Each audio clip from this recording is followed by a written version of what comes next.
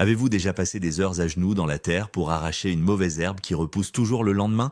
Et si je vous disais que vous êtes en train de détruire le remède le plus puissant de votre jardin? C'est le grand paradoxe de notre époque. Nous luttons contre la nature au lieu de l'écouter. Aujourd'hui, nous allons parler de cette plante indestructible que tout le monde déteste. Mais préparez-vous à un choc. Cette intruse ne vient pas pour ruiner votre pelouse. Elle est là en mission de sauvetage. Je vous promets qu'à la fin de cette vidéo, vous ne regarderez plus jamais votre potager de la même manière. Nous allons découvrir ensemble comment cette herbe sauvage a le pouvoir d'aspirer littéralement la toxicité de votre sol pour ensuite détoxifier votre propre corps. Oui, vous avez bien entendu. Ce qui soigne la terre peut aussi vous soigner.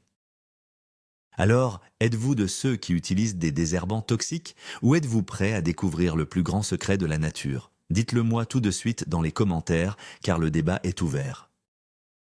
Pour bien comprendre ce phénomène, il faut remonter un peu le temps. Pendant des siècles, nos ancêtres considéraient votre jardin comme une véritable pharmacie à ciel ouvert. Les apothicaires et les guérisseurs récoltaient précieusement ces herbes que nous appelons aujourd'hui mauvaises. Mais avec l'arrivée de l'agriculture industrielle et des pelouses parfaites au XXe siècle, tout a changé. On a commencé à classer les plantes en deux catégories. Les bonnes plantes, celles qu'on achète chères en jardinerie, et les mauvaises herbes, qu'il faut éliminer à tout prix avec des produits chimiques. C'est une erreur monumentale. En botanique, il n'y a pas de mauvaises herbes, il n'y a que des plantes bio-indicatrices. Cela signifie que chaque plante sauvage pousse à un endroit précis pour une raison précise. Elle vient corriger un défaut de la terre. Aujourd'hui, la science moderne redécouvre ce savoir ancien sous le nom de phytorémédiation. C'est la capacité incroyable des plantes à dépolluer et à soigner leur environnement. Et le lien avec notre santé humaine est tout simplement fascinant. Avez-vous déjà pensé à votre gazon comme à un terrain de bataille? C'est souvent le cas. Nous passons nos week-ends armés de désherbants, de tondeuses et d'outils tranchants pour éradiquer la moindre intruse. Mais voilà un mythe tenace qu'il faut détruire aujourd'hui. Le mythe du gazon parfait, vert et uniforme, comme un tapis de billard. En réalité, cette perfection esthétique est un désert écologique. Imaginez un immense supermarché où il n'y aurait qu'un seul produit en rayon. Ce serait triste et inutile. C'est exactement ce que nous faisons subir à notre terre. La plante que nous appelons mauvaise herbe est en fait la réponse de la nature à un déséquilibre grave. C'est le pansement que la terre applique sur ses propres blessures. Si votre sol est trop compact, trop acide ou manque de nutriments, cette plante invincible apparaît spontanément. Elle ne vient pas pour vous embêter pendant vos jours de repos. Elle vient pour faire un travail de réparation vitale. Prenons l'exemple d'une équipe d'urgentistes. Lorsqu'il y a un accident grave, ils arrivent avec leur sirène pour sauver la situation. Cette herbe agit exactement de la même manière dans votre jardin. En arrachant cette plante obstinément, vous retirez l'équipe médicale de votre propre terrain. Vous empêchez la terre de guérir et c'est là que le vrai problème commence, car un sol malade produit des aliments pauvres, ce qui finit par affaiblir notre propre organisme. Il est vraiment temps de changer notre regard. Mais comment cette plante fait-elle pour soigner la terre? C'est ici qu'intervient un concept fascinant, les accumulateurs dynamiques. C'est un terme scientifique impressionnant pour une chose très simple. Certaines plantes ont la capacité magique d'absorber les métaux lourds et les toxines présents dans le sol. Elles nettoient littéralement la pollution laissée par les activités humaines ou les anciens pesticides. Il existe un mythe populaire qui prétend qu'une terre polluée est perdue pour toujours. C'est totalement faux. La nature a ses propres usines de traitement des déchets. Imaginez une énorme éponge naturelle qu'on poserait sur une tache d'huile. La plante absorbe tout le poison dans ses feuilles et ses tiges, purifiant ainsi la terre autour de ses racines. Par exemple, sur d'anciens sites miniers totalement dévastés, les scientifiques plantent des herbes spécifiques. En quelques années, ces plantes extraient le plomb, le zinc et le cuivre du sol. Votre jardin fonctionne sur le même principe, à une échelle plus petite. Si cette herbe s'installe chez vous en grand nombre, c'est peut-être qu'elle est en train de nettoyer les résidus chimiques laissés par les anciens propriétaires. Elle filtre la saleté pour que vos futurs légumes puissent pousser dans un environnement sain et sécurisé. C'est un véritable miracle écologique gratuit.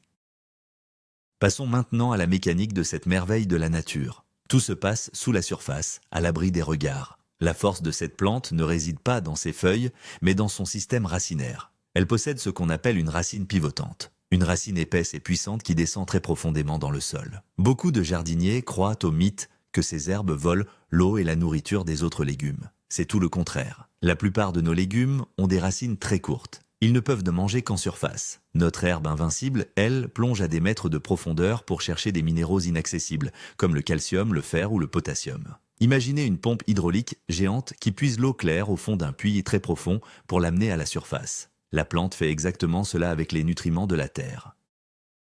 Lorsqu'elle ramène ses trésors minéraux dans ses feuilles, elle enrichit la couche supérieure du sol. Quand les feuilles tombent et se décomposent en automne, elles offrent un festin royal aux plantes voisines. Sans ce travail de forage profond, ces minéraux précieux resteraient bloqués dans les profondeurs, totalement inutiles pour votre potager.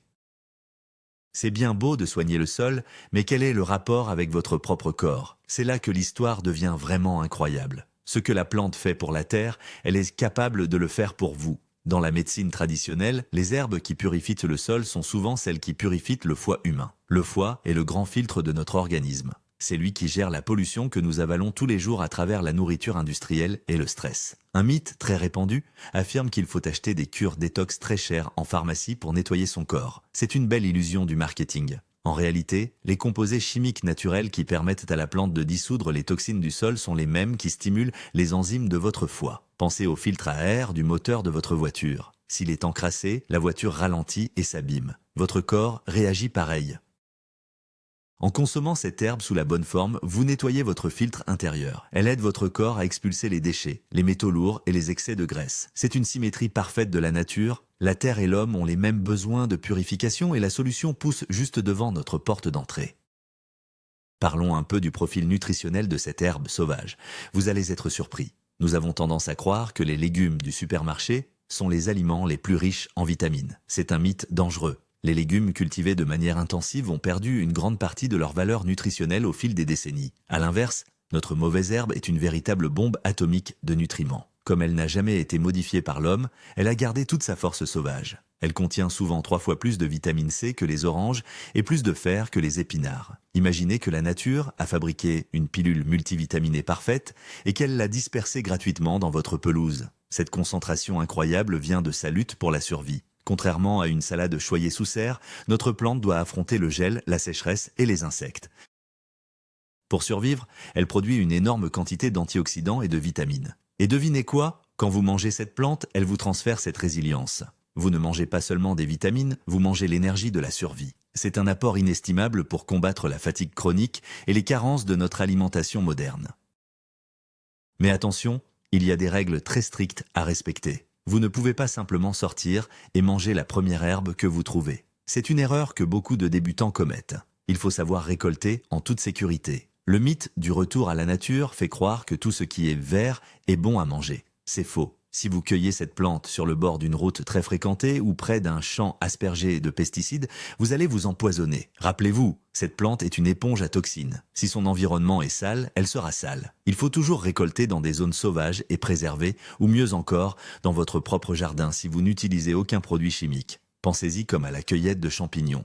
Vous ne ramasseriez pas de champignons sur le trottoir d'une grande ville. C'est la même chose ici. Choisissez les jeunes pousses du printemps loin de la pollution. Elles sont plus tendres et beaucoup moins amères. Prenez seulement ce dont vous avez besoin en remerciant la plante pour son sacrifice. Cette approche respectueuse garantit que vous absorbez uniquement la magie de la plante, sans aucun résidu nocif de notre société moderne. Une fois récoltée, que fait-on de cette merveille? Les possibilités culinaires sont immenses et délicieuses. Beaucoup de gens croient à tort que les plantes sauvages ont toutes un goût de gazon amer et désagréable. C'est encore un mythe inventé par ceux qui ont perdu le contact avec la cuisine traditionnelle. En réalité, préparée correctement, cette herbe est un délice gastronomique. Vous pouvez transformer les jeunes feuilles en une salade croquante et tonique, mélangée avec un peu d'huile d'olive et de citron. Le citron aide d'ailleurs à absorber le fer contenu dans la plante. Vous pouvez aussi la cuisiner en soupe, comme vous le feriez avec des épinards classiques. Pensez à une bonne soupe chaude les soirs d'hiver, réconfortante et pleine de force vitale. Mais la méthode la plus puissante pour profiter de ces bienfaits détoxifiants, c'est l'infusion. Faites sécher les feuilles ou les racines et laissez-les infuser dans de l'eau chaude. C'est comme préparer un thé vert de luxe, mais directement issu de votre terre. En buvant cette tisane tous les matins, vous lavez votre organisme de l'intérieur. C'est un geste simple, ancestral et d'une efficacité redoutable pour réveiller votre système digestif en douceur. Abordons maintenant un aspect fondamental, le système immunitaire. Nous sommes tous à la recherche de la pilule magique pour ne plus jamais tomber malade en hiver. Le grand mythe de la santé moderne est de croire que nous devons vivre dans un environnement totalement stérile sans aucun microbe. C'est l'inverse qui est vrai. Un système immunitaire a besoin d'être entraîné comme un muscle. Cette plante sauvage, par sa nature même, est un fantastique entraîneur pour nos défenses naturelles. Ses composés actifs, notamment les polyphénols, agissent comme des boucliers protecteurs pour nos cellules. Imaginez votre corps comme une forteresse médiévale. Consommer cette herbe, c'est comme envoyer des milliers de petits soldats de garde sur les remparts. Ils repèrent les inflammations et neutralisent les radicaux libres avant qu'ils ne causent des dégâts. Parce que la plante a dû se défendre toute sa vie contre des maladies bactériennes dans la terre, elle possède en elle les codes génétiques de la résistance. En l'assimilant, vous mettez à jour le logiciel de votre propre système immunitaire. C'est une synergie absolue entre la force de la nature sauvage et la biologie de l'être humain. Retournons un instant dans le potager. Cette herbe invincible possède un autre super pouvoir caché. Elle est le meilleur outil de labour que vous puissiez trouver. Beaucoup de jardiniers se cassent le dos à retourner la terre avec des machines lourdes ou des bêches. Ils croient au mythe qu'il faut absolument retourner le sol pour l'aérer. Pourtant, cette pratique détruit la vie microscopique du sol. Notre plante miracle fait ce travail à votre place, gratuitement et sans détruire l'écosystème. Ses racines puissantes agissent comme des milliers de petits marteaux-piqueurs naturels. Elles fracturent l'argile compacte et créent des galeries souterraines. Imaginez le réseau du métro parisien, mais sous votre pelouse. Lorsque la plante meurt ou que vous coupez seulement le haut, ses racines pourrissent dans le sol. Cela laisse des canaux vides par lesquels l'eau de pluie et l'oxygène peuvent enfin pénétrer en profondeur. C'est un système de drainage et de respiration parfait. Au lieu de lutter contre la terre dure, laissez ces herbes l'assouplir pour vous. Votre potager respirera enfin et vos futurs légumes pousseront beaucoup plus facilement. Un autre avantage incroyable de cette présence végétale concerne la biodiversité. Nous voulons tous un jardin vivant, mais nous avons souvent peur des insectes. Le mythe répandu est qu'un jardin propre ne doit avoir aucune bête qui vole ou qui rampe. C'est absurde, sans insectes, votre jardin est cliniquement mort. Notre plante sauvage est une véritable piste d'atterrissage pour les insectes utiles. Ses fleurs, souvent précoces, au début du printemps, sont parfois la seule nourriture disponible pour les premières abeilles et les papillons qui sortent de l'hiver. Imaginez une station-service providentielle au milieu d'un long désert. En laissant quelques zones de ces herbes dans votre jardin, vous attirez les pollinisateurs indispensables pour vos tomates et vos courgettes. De plus, ces herbes abritent souvent des coccinelles et des cirfes. Ces petits soldats sont les prédateurs naturels des pucerons. C'est une armée de défense gratuite. En voulant détruire la mauvaise herbe, vous chassez en réalité ceux qui protègent votre potager des véritables ravageurs. Accepter cette plante, c'est accepter de faire alliance avec les forces les plus puissantes de la nature.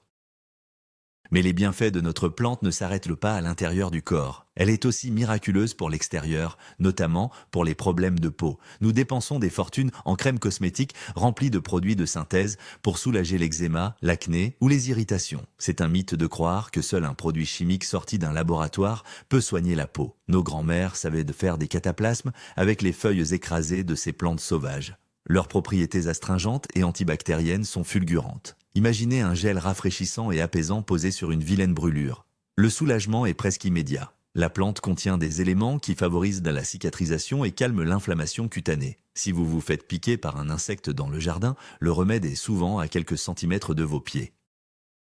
Il suffit de froisser quelques feuilles fraîches entre vos doigts pour en extraire le suc et de l'appliquer directement sur la piqûre. C'est la pharmacie de première urgence la plus rapide et la plus efficace au monde, offerte généreusement par la terre que vous foulez. Il faut également aborder la question de la digestion. C'est le mal du siècle. Ballonnement, lourdeur, digestion lente. Le grand responsable est souvent notre alimentation trop sucrée et trop douce. Nous avons éliminé l'amertume de nos repas. Le mythe de l'industrie agroalimentaire est de nous faire croire que tout doit être doux et sucré pour être bon. Pourtant, l'amertume est essentielle. C'est le signal d'alarme qui réveille notre système digestif. Notre plante sauvage est célèbre pour ses principes amers. Dès que ces composés touchent votre langue, un message est envoyé à votre cerveau, puis à votre foie et à votre vésicule biliaire. Imaginez le démarreur d'une grosse machine qui se met en route. L'amertume ordonne à votre corps de produire des sucs gastriques et de la bile en grande quantité. Cela permet de digérer les graisses beaucoup plus facilement et d'éviter cette sensation de fatigue après le repas. En intégrant quelques feuilles de cette herbe dans votre salade en début de repas, vous préparez votre estomac à travailler efficacement. C'est le secret d'une digestion légère et d'un ventre plat, utilisé depuis des millénaires par les herboristes. Au-delà des bienfaits physiques, il y a un changement psychologique majeur à opérer. C'est peut-être la partie la plus difficile. Nous avons été conditionnés à haïr cette plante. Le mythe de la lutte acharnée contre la nature est très profondément ancré en nous. Nous voulons le contrôle absolu. Mais la nature ne se contrôle pas, elle s'accompagne. Changer sa vision des mauvaises herbes, c'est comme trouver un trésor caché dans un vieux grenier. Ce que vous considériez comme des déchets sans valeur devient soudainement de l'or pur. C'est une libération mentale incroyable. Imaginez ne plus ressentir de colère en voyant ces plantes pousser. Imaginez ressentir de la gratitude. Vous ne perdez plus votre temps libre à mener une guerre sans fin et épuisante. Vous observez, vous comprenez le message que la Terre vous envoie et vous récoltez un médicament gratuit. Ce lâcher-prise est extrêmement bénéfique pour réduire notre propre stress. Jardiner redevient une activité de paix et non plus une corvée militaire. Vous devenez un partenaire de la nature, un gardien silencieux de la vie, plutôt qu'un destructeur aveugle. Si malgré tout, vous avez trop de cette herbe et que vous devez désherber, ne la jetez surtout pas à la poubelle. C'est une erreur classique. Le mythe dit qu'il faut se débarrasser des mauvaises herbes loin du jardin pour éviter qu'elles repoussent. Mais rappelez-vous, ces plantes sont gorgées de minéraux précieux qu'elles ont remontés des profondeurs. Les jeter, c'est jeter de l'engrais de luxe. La meilleure solution est de les transformer en super compost. C'est une technique redoutable. Vous prenez ces herbes arrachées, vous les mettez dans un grand seau d'eau de pluie et vous laissez fermenter pendant quelques semaines. Vous obtenez ce qu'on appelle un purin végétal. L'odeur n'est pas très agréable, c'est vrai, mais le résultat est magique. Imaginez une boisson énergétique ultra concentrée, spécialement conçue pour vos légumes. En arrosant vos pieds de tomates ou de courgettes avec cette potion diluée, vous leur redonnez tous les minéraux que l'herbe avait extraits. C'est le recyclage ultime. La boucle est bouclée, la plante indésirable devient la force nourricière de vos plus belles récoltes. Rien ne se perd, tout se transforme. Parlons d'un sujet douloureux qui touche des millions de personnes, les douleurs articulaires et les rhumatismes. Beaucoup pensent que la seule issue face à l'arthrose est de prendre des anti-inflammatoires puissants toute sa vie. C'est un mythe dangereux qui détruit souvent l'estomac au passage. Dans la nature, les solutions existent depuis longtemps. Notre plante fascinante contient des composés capables d'évacuer l'acide urique du corps. Cet acide, quand il s'accumule, forme des petits cristaux tranchants dans nos articulations, ce qui provoque des douleurs terribles. Pensez à une porte dont les gonds sont rouillés et pleins de sable. À chaque mouvement, ça grince et ça fait mal. Les principes actifs de notre herbe agissent comme une huile bienfaisante et un solvant doux. En purifiant le sang et en stimulant les reins, la plante aide l'organisme à dissoudre ces cristaux et à les éliminer dans les urines. Ce nettoyage en profondeur réduit considérablement les inflammations articulaires. De nombreux anciens racontent comment de simples cures régulières d'infusion printanière leur ont redonné une souplesse qu'ils pensaient avoir perdue pour toujours. C'est la magie d'un corps détoxifié. La magie de la purification ne s'applique pas qu'au sol ou aux corps humains. Elle s'applique aussi à l'eau de votre jardin. C'est un aspect méconnu de ces plantes robustes. Nous pensons souvent à tort que seules les plantes aquatiques peuvent nettoyer l'eau. C'est un mythe. Les grandes herbes sauvages, avec leur réseau racinaire dense, sont des filtres hydrologiques exceptionnels. Lorsqu'il pleut fortement, l'eau ruisselle et emporte avec elle des polluants de surface. Avant que cette eau n'atteigne les nappes phréatiques, elle doit traverser le sol. Imaginez un filtre à eau de haute technologie installé directement dans la terre. Les racines de notre plante captent les nitrates en excès et filtrent les impuretés de l'eau de pluie. En laissant des bordures sauvages autour de votre potager, vous protégez la qualité de l'eau souterraine. C'est vital, surtout si vous avez un puits.